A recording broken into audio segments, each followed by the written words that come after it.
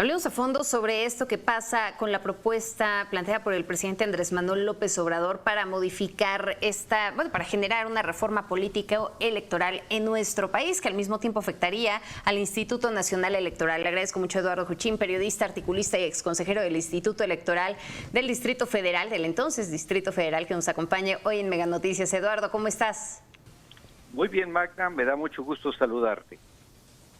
Oye, Eduardo, dinos una cosa, ¿realmente es necesaria una reforma político-electoral de este calado en un momento como como el que estamos atravesando actualmente en nuestro país? Lo platicamos hace un momento, inclusive en un momento en donde se vive una fuerte polarización, todo es blanco, todo es negro. Vaya que es un contexto complicado. En efecto, Magda, yo le he llamado a esta reforma la incomprendida reforma, porque realmente dentro de este ambiente de polarización que existe en el país y del que, pues, digamos que la clase política no ha sabido sustraerse, ciertamente las cosas se ven exactamente como lo dijiste, en blanco y negro.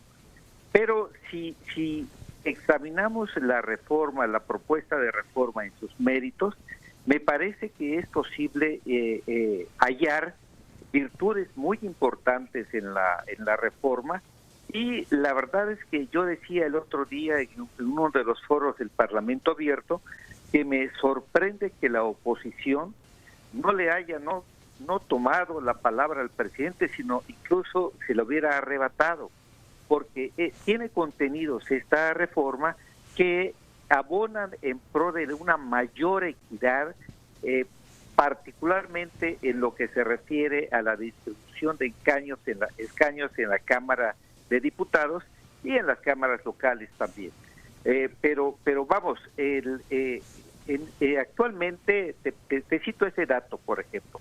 Actualmente, de acuerdo con la Constitución, un partido político puede tener hasta un 8% de sobrerepresentación, es decir, un 8% más en curules y escaños que lo que le corresponde de acuerdo con la votación que ha tenido. Con esta reforma trascendental, donde se privilegia la proporcionalidad pura, esta distorsión y esta sobrerepresentación desaparece, porque cada partido tendrá exactamente el número de curules que le correspondan de acuerdo con la votación. Este es uno de los principales contenidos que tiene la reforma, la propuesta de reforma electoral, y desde luego es favorable para todos, incluida la oposición. Eduardo, dime una cosa, ¿esta reforma viene a abonar a la democracia o realmente viene a cobrar las facturas pasadas del presidente?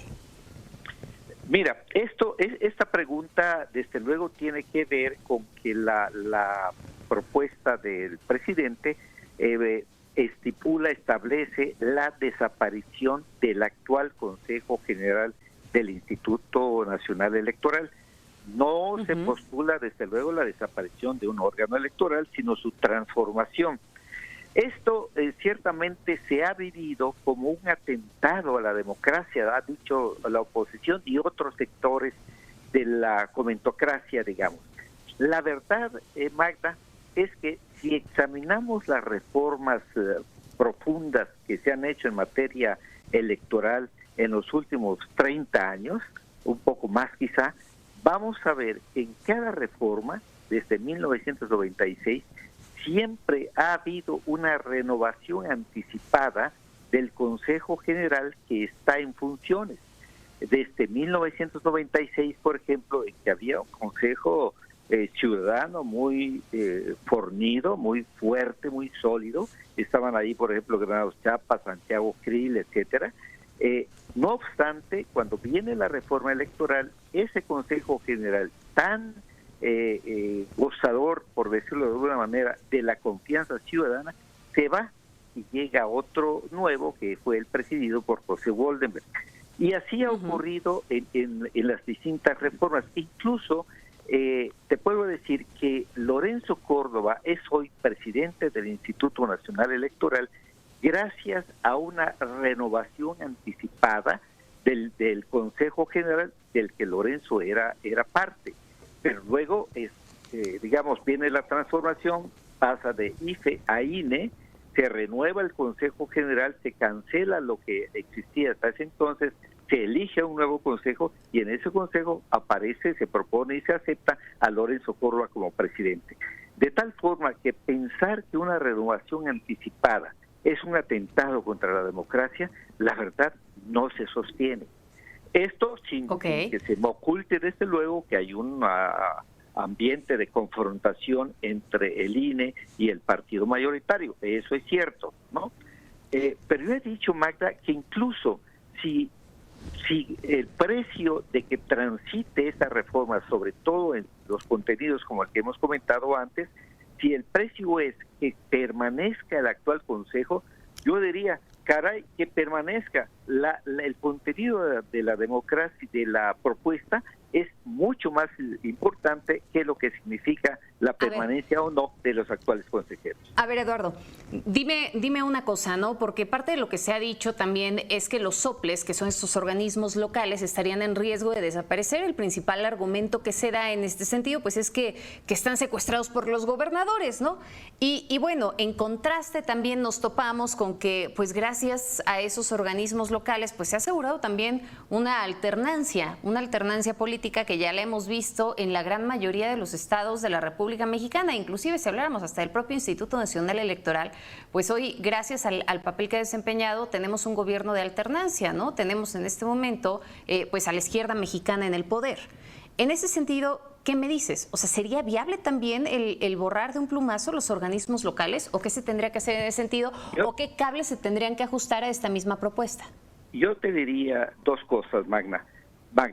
Primero, la alternancia en el poder y el avance democrático han tenido la contribución, desde luego, de los órganos electorales, pero los actores, los autores de esos avances no son los órganos electorales, sino es el ciudadano que vota, pero también el ciudadano que recoge y cuenta los votos de sus conciudadanos.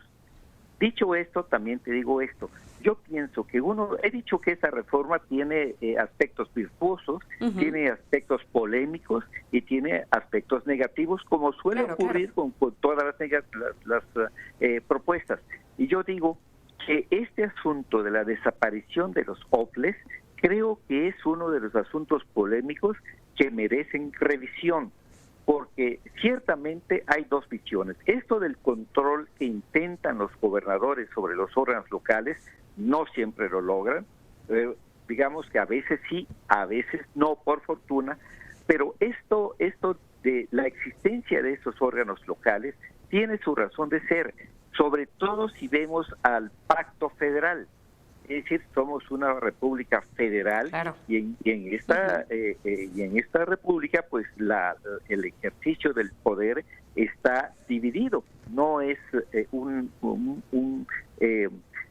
un poder monolítico, sino que es un poder compartido, ¿no? Entonces, si vemos de cara al federalismo, pues no, los OPLES no deberían desaparecer.